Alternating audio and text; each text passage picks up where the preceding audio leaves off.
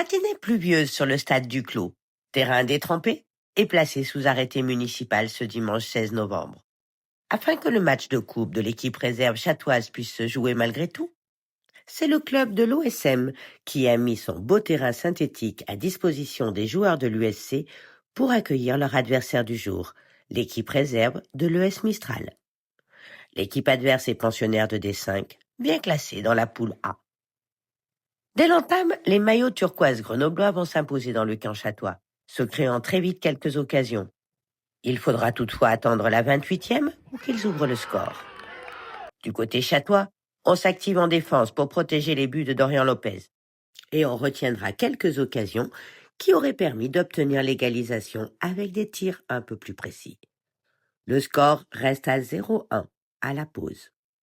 En seconde période, l'adversaire se montre vite dangereux devant les buts chatois et le score est porté à 0-2 dès la 48e. Par la suite, la défense chatoise va se remobiliser et tenir bon. Après quelques tentatives pour revenir au score, c'est finalement Yanis Monnier qui réduit le score à 1-2 à la 81e. La réaction adverse ne se fait pas attendre et le pressing grenoblois portera ses fruits à la 90e avec un troisième but inscrit. Le score est ensuite scellé à 1-4 dans le temps additionnel et juste avant le coup de sifflet final. Écoutons coach Christophe Butin après match. Match de coupe des réserves contre la 2 de Mistral. Donc match qui a été on va délocalisé chez nos amis de Saint-Marcelin. Donc merci à eux déjà d'avance. Donc voilà, match de coupe. Donc j'avais un peu remanié l'équipe. On avait 13 joueurs, 14. Donc j'ai fait des petits changements. Il y avait des joueurs blessés, donc on a fait avec aussi. Et comme c'était un match de coupe, et ben on en a profité pour mettre quelques joueurs au repos, donc ça a fait du bien. Donc sur l'ensemble du match, première mi-temps correct, on a mis 15 minutes à jouer un peu au ballon, on a eu du mal un peu. Alors est-ce que c'était le temps, la pluie synthétique où on n'a pas l'habitude de jouer, donc voilà, donc on a mis un petit quart d'heure avant de se réveiller, d'essayer de jouer. Eux, ils ont eu une ou deux occasions, je pense qu'ils auraient pu marquer un peu plus s'ils avaient été un peu plus adroits. Donc 1-0 à la mi-temps pour eux, donc voilà, ça reste correct. Et deuxième mi-temps un peu plus compliqué, pareil, on a eu du mal aussi. Eux, ils ont poussé un peu, ils ont mis le deuxième, on fait une erreur encore, donc ils marquent le deuxième. On a la chance de marquer le 2 pour revenir à 2-1, après on pousse un peu, et sur un contre, ils marquent le troisième, et après le quatrième est anecdotique par rapport à ça. Voilà, on a essayé de pousser, ça n'a pas fonctionné.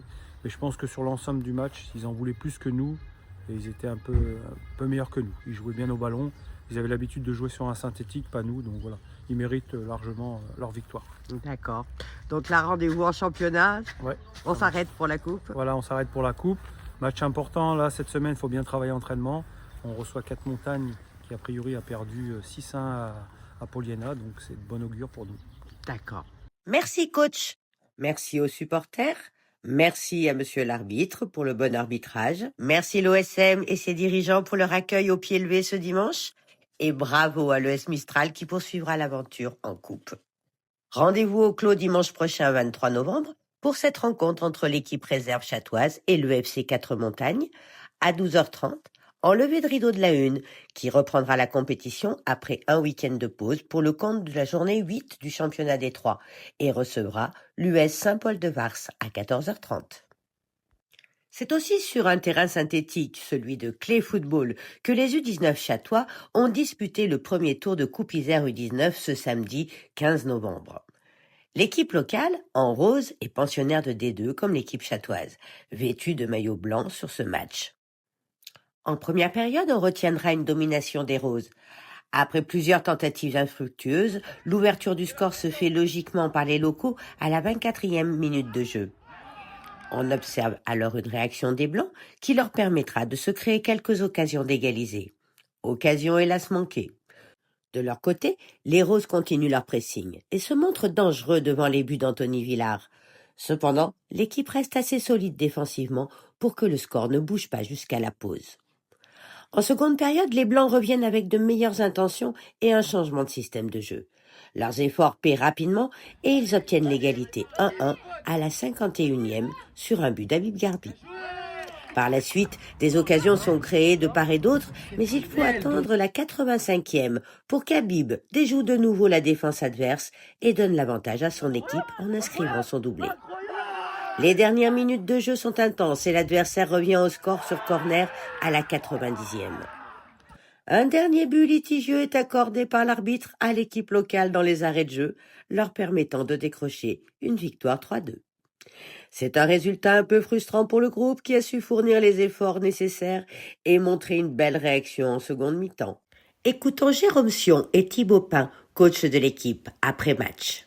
Bonsoir Jérôme, bonsoir Thibaut. Salut Christelle. Un peu de frustration ce soir? Beaucoup de frustration. On fait un match où on va jouer en coupe à clé, où on fait une première mi-temps qui est pas top, sans trop subir non plus. Anthony nous fait 2 gros arrêts. Il y a un but, le but qui marque pour moi, il y a une belle main de Marc Delamain.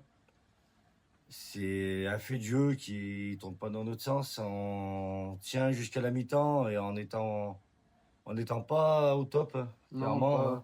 Pas en place, pas dans l'envie, tout ça. On démarre la deuxième mi-temps avec Thibaut, on fait un choix tactique où on passe à 3 derrière et on passe à 2 attaquants et on renforce aussi le milieu. Et là, c'est plus le même match où on domine vraiment la deuxième mi-temps. On égalise.